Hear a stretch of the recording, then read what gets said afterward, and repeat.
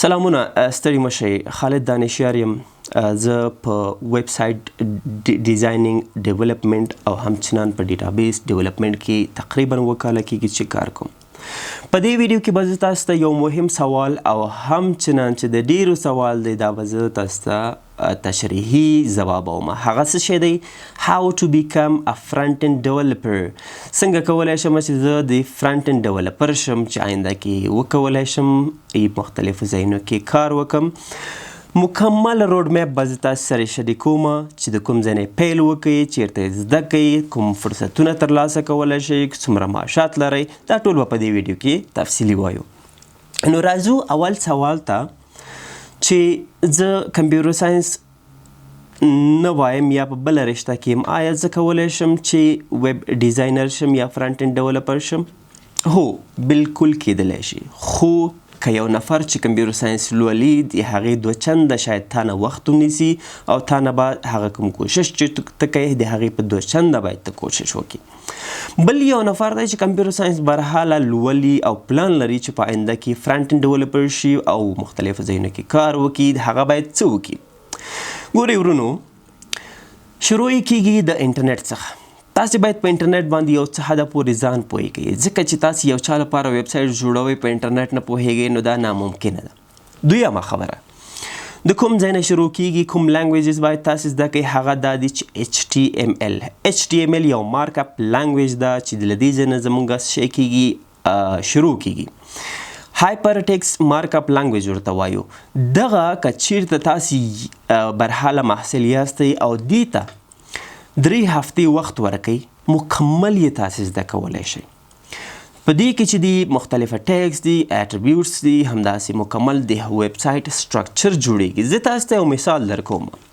یو انجینر د یو ساختمان جوړوي، یو بلډینګ جوړوي. هغه څه کوي، د بلډینګ عمومي هغه سټرکچر اول کې جوړوي. څه کېږي نو دلته موږ مثال ورکولی شو چې HTML د یو ویب سایټ سټرکچر جوړوي، انجینر چې د هلته د بلډینګ سټرکچر اول کې جوړوي. دویم څه کېږي، دویم موږ CSS لرو، کیسکیډینګ سټایل شیټ لرو، چې دا څه کېږي په دې په واسطه باندې موږ کولی شو هغه کوم د ویب سایټ سټرکچر چې موږ جوړ کړی هغې ته موږ ډیزاین ورکولی شو. فکر وکړئ چې انجینر هلته څه وکړه، د ساختمان هغه د بلډینګ هغه ساختمان یې جوړ کړه، اوس ورته څه کوي، رنګ روغن ورته ورکوي چې لږ ښایسته ښکاره شي. نو په میل شکل باندې موږ څه کوو، CSS د دې لپاره استفاده کوو تر څو چې ویب سایټ ته موږ ډیزاین ورکو، ښکلا ورته ورکو. دریم چې راځي هغه چې دی جاوا سکرپټ دی، چې نن سبا په نړیواله سطحه باندې جاوا سکرپټ په ټاپ لنګویجز کې ده.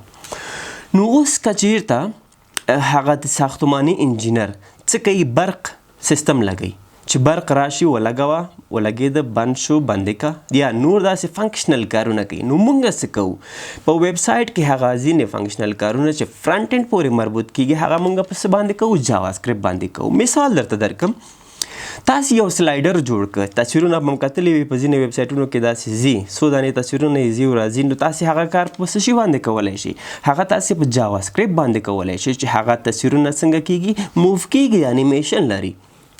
بل مثال یې درکوم درته، یو بټن د تاسو جوړه کړه په HTML باندې، په CSS باندې هغه ته یو شین رنګ، زیړ رنګ، مختلفه رنګونه ورته ورکړي، یو ډیزاین هم ورته جوړ کړ، ښه صحیح د بټن جوړه شوه، په هغې باندې چې کلیک کېږي یو کار دې ترسره شي، یو فنکشن دې کال شي، هغه په څه شي باندې موږ ترسره کوو، په څه شي باندې کوو، هغه په جاوا سکرپټ باندې موږ ترسره کوو. همداسې ډېر ځینې نور کارونه دي چې هغه موږ په جاوا سکرپټ باندې ترسره کوو، چې دی 3 مهم زما په نظر باندې مارک اپ لنګویج، ډیزاین لپاره کوم ټول چې دی، او همچنان موږ د جاوا سکرپټ لنګویج لرو. کله چې تاسو زده کړه اوس به څه کېږي، اوس تاسو یو حده پورې موږ تاسو ته د فرنټ انډ ډیولپر ویلی شو، خو تاسو پوره فرنټ انډ ډیولپر نه یاستئ. اوس به تاسو څه کوئ، تاسو به داسې وکړئ چې کوچنۍ پروژې به شروع کړئ. اول د ځان لپاره یو ویب سایټ پورټفولیو جوړه کړه، په HTML کې سټرکچر جوړ کړه، په CSS کې ورته ډیزاین وکړه، په جاوا سکرپټ کې ورته فنکشنالټي یو څه ناسې اضافه کړه. اوس څه وکړه، هغې نه وروسته چې کله تاسو پروژې وکړئ، تاسو باید اوس ځینې فریم ورکونه چې ډېر مهمه دي د CSS او همچنان د جاوا سکرپټ باید تاسو هغه زده کړئ. کوم دي؟ د CSS لپاره موږ 2 مشهور فریم ورکونه لرو، نور هم زیات شته ده، خو کوم چې په افغانستان کې زیات استفاده کېږي هغه بوټ سټریپ ده او همچنان ټیلوینډ ده. نن سبا چې ټیلوینډ په دې وروستیو کې راغلی او ډېر زیات مشهور شوی هم ده چې اکثره خلک له ټیلوینډ نه استفاده کوي. ګټې د دې ترمنځ فرقونه څه شي دي؟ په کچیرته تاسو بوټ سټریپ استفاده کوئ همغه ډیزاین کولی شئ، ټیلوینډ کې هم همغه ډیزاین کولی شئ، خو په بوټ سټریپ کې بس تاسې لاس د ډیزاینر لاس هغومره خلاص نه وي چې تاسې ورباندې ټوله کارونه ترسره کولی اوسئ. خو ټیلوینډ څه کړي دي؟ ټیلوینډ داسې یو کار کړی ده چې تاسې هغه پری بیلډ چې کوم کارونه دي کلاسونه دي هغه هم تاسې کولی شئ چې کال کوئ، او هغه کلاسونو کې تاسې کولی شئ چې خپل ځان نه تغییر هم راولئ چې هغه زیات کوي، کم یې کوي، بهتره یې کوي، ښه ډیزاین ورباندې جوړ کړلی شئ. نو که چیرته تاسې د دغه فریم ورکونو څخه یو هم زده که نو تاسې د بل ورسره اتومات زده کیږي ځکه چې هغومره فرق نه لري. اوس نو که چیرته تاسې دغه دواړه فریم ورکونه زده کړه، بل سټیپ څه شی ده؟ تاسې باید د جاوا سکرپټ فریم ورکونه زده کړئ. هغه څه شی دي؟ په جاوا سکرپټ کې موږ ډېر زیات فریم ورکونه لرو. کوم ډېر مشهور دی په افغانستان کې استفاده کیږي؟ اول تر ټولو نه ریاکټ ده. ریاکټ څه شی ده؟ ریاکټ د جاوا سکرپټ مونږ اصل کې دا لایبرري دی، خو مونږ ورته وایو چې فریم ورک. دغه څه کیږي؟ دغه مونږ د دې کوم جاوا سکرپټ چې مونږ ونیلا جاوا سکرپټ استفاده کوو هغه ډېر اسانه کړی ده.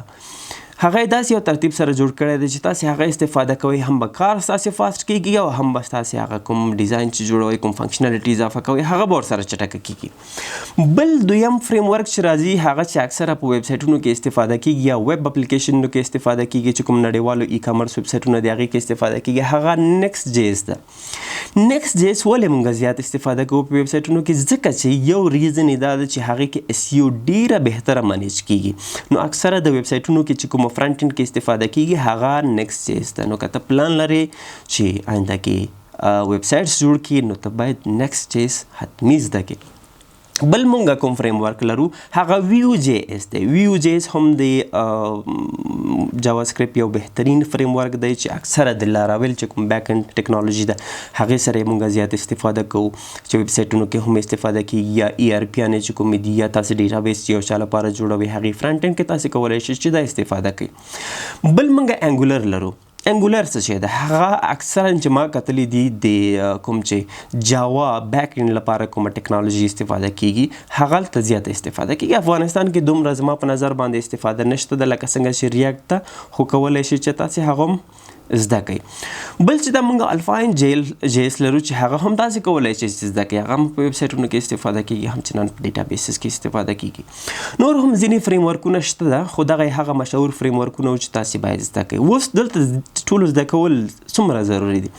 زما په نظر باندې که چېرته تاسې ریاکټ زده کوئ یا نیکسټ جیس مو زده کړه دا نور مو اتومات خپله زده کیږي، ځکه چې ټولو تقریبا هغه کوم سټرکچر چې ده هغه د استفادې لپاره یې کوډ لیکلو طریقه چې کومه ده اکثرا ساینټکس یو رقم ته ده. نو که یو باندې مو صحیح ځان پوه که دا نور مو اتومات ورسره څنګه کیږي خپله زده کیږي. نو اوس ته څوک یې؟ ته یو فرنټ انډ ډیولپر یې. که چېرته دغه مکمل ستا زده کړل، ځینې نور سکلز هم دې سره څنګ کې راځي، که چېرته تاسې هغه ورسره زده کړل نو ډېر بهتره ده. هغه څه شی دي؟ هغه چې دی فیګما ده، هغه چې یو آی یو ایکس ته کله جوړوي نو هغې لپاره فیګما مونږ استفاده کوو، یا اډوبي ایکس ډي ورته ویل کېږي چې هغه مونږ استفاده کوو. چې کله ته یو ویب سایټ یا ډیټابیس یا یو ای آر پي یا یو برخه جوړوي مخکې له مخکې څه کوي؟ د ویب سایټ لپاره د لارج سکرین لپاره د موبایل لپاره ټابلیټ لپاره مخکې له مخکې نه هغه ډیزاین څنګه کوي؟ جوړوي، پروټوټایپینګ ورته کوي. هغې نه وروسته د یو ډیمو په شکل باندې هغه کوم کلاینټ چې ستا ده یا کوم چا لپاره مشتري چې لپاره چې دغه جوړوي هغه ورته ورکوي. هغې نه وروسته چې هغه اپروو شو هغې باندې بیا فرنټ انډ کار کیږي، بیا چې د فرنټ انډ کله ایچ ټي ایم ایل وشو سی ایس ایس کار کیږي، بیا ورسره چې د جاوا سکرپټ کار کیږي. چې فرنټ انډ مکمل اماده شو فرنټ انډ ډیولپر داسې کوي، هغه بیک انډ ډیولپر ته ورکوي چې وروره ما خپل مسؤلیت خپل کار ترسره کړ، اوس دغه برخه ستا کیږي. اوس راځو اصلي پوښتنې ته. که چېرته دغه تاسې زده کړه آیا تاسې کولی شئ چې په افغانستان کې وظیفه واخلئ؟ هو بالکل یې کولی شئ. ستاسې معاش به څومره وي؟ ستاسې معاش د 20,000 څخه به کم نه وي او زیات نه زیات کیدلی شي چې اراوند 80,000 چې 80,000 یا 1,00,000 پورې کیږي. که چېرته نړیوالو مؤسساتو یا نړیوالو ادارو کې تاسې ریموټ جاب واخیسته کیدی شي دغه کوم معاش رینج چې دا ډېر زیات اوسي. نو دلته دغه روډ میپ چې کوم ما تاسو ته وویلې دا تاسې کولی شئ که 6 میاشتې ورته صحیح وخت ورکوئ نو زما په نظر باندې تاسې دغه برخه حتمي زده کولی شئ. 6 میاشتې وروسته به ته څوک یې؟ ته به فرنټ اینډ ډیولپر یې. څه به کولی شئ؟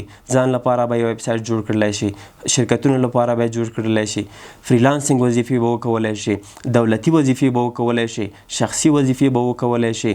همچنان ته کولی شئ سبا ورځ خپل یو د سافټویر هاوس خلاص کړئ یا سافټویر هاوس والا سره کار وکړئ یا په شراکت ورسره کار وکړئ. مختلف ډېر زیات فرصتونه دي چې ته کولی شي چې ترلاسه کړي. نو اوس ته فرنټ اینډ ډیولپر یې. هیله ده چې دا ویډیو مو خوښه شوي وي، یو څه مو ورنه زده کړي وي، ستاسې سوالونه حل شوي وي. دغه ویډیو له نورو سره هم شریکه کړئ. که یوټیوب کې ګورئ یوټیوب چینل هم در سره سبسکرایب کړئ، او که کوم پوښتنه لرئ په کومنټ کې ولیکئ. انشاءالله زه به تاسو ته هغه جواب وم. ښه وخت ولرئ، بریالي اوسئ. د آباد افغانستان په هیله.